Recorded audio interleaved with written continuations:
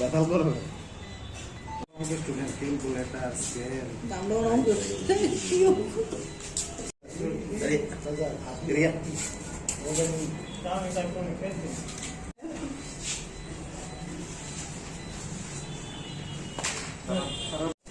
আমরা আজকে একটা গোপন সূত্রের খবরে আমরা গুরুচক্র বাজারে একটা তীরজুয়ার উপর আমরা রেড করি এবং রেড করে দুজনকে আমরা ধরেছি এবং তাদের কাছে যে তীরজুয়া খেলার নোটবুক টাকা 1225 টাকা এবং ক্যালকুলেটর সহ অনেক তীরজুয়া খেলার সামগ্রী আমরা উদ্ধার করতে পেরেছি। কতজন ছিল তারা এখানে?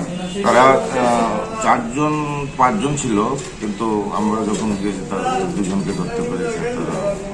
বাড়ি জায়গার নাম টাম কিছু পাওয়া গেছে তাদের?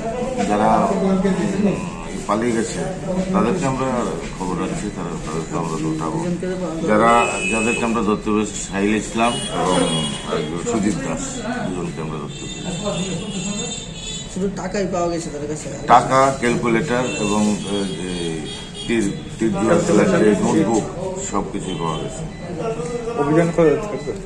অভিযান আমাদের একদম কন্টিনিউ চলতে থাকবে। গোলতলা বাজারে এবং গুলচুকা বাজারেও অভিযান চলতে থাকবে।